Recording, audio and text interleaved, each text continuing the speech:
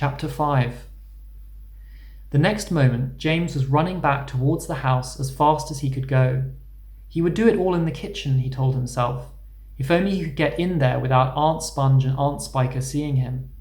He was terribly excited. He flew through the long grass and the stinging nettles, not caring whether he got stung or not on his bare knees. And in the distance he could see Aunt Sponge and Aunt Spiker sitting in their chairs with their backs towards him. He swerved away from them so as to go around the other side of the house.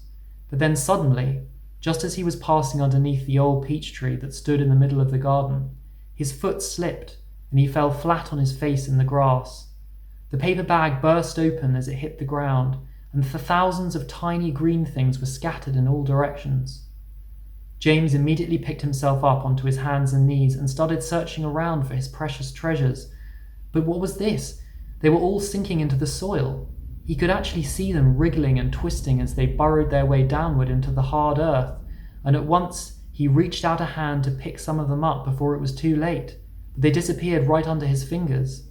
He went after some others, and the same thing happened. He began scrabbling around frantically in an effort to catch hold of those that were left, but they were too quick for him. Each time the tips of his fingers were just about to touch them, they vanished into the earth, and soon, in the space of only a few seconds, every single one of them had gone. James felt like crying. He would never get them back now. They were lost forever. But where had they gone to? And why in the world had they been so eager to push down into the earth like that? What were they after? There was nothing down there. Nothing except the roots of the old peach tree, and a whole lot of earthworms and centipedes and insects living in the soil.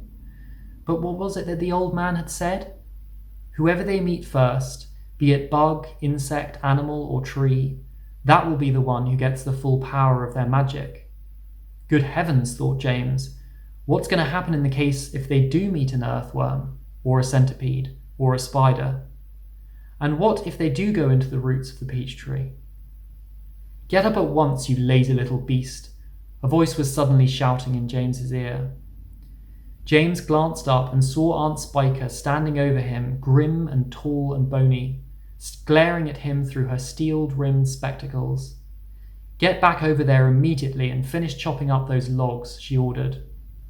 Aunt Sponge, fat and pulpy as a jellyfish, came waddling up behind her sister to see what was going on. Why don't we just lower the boy down the well in a bucket and leave him there for the night, she suggested. That ought to teach him not to laze around like this the whole day long. That's a very good wheeze, my dear Sponge, but let's make him finish chopping up the wood first. Be off with you at once, you hideous brat, and do some work. Slowly, sadly, poor James got up off the ground and went back to the woodpile. Oh, if only he hadn't slipped and fallen and dropped that precious bag. All hope of a happier life had completely gone now. Today and tomorrow and the next day, and all the other days as well, would be nothing but punishment and pain, unhappiness and despair.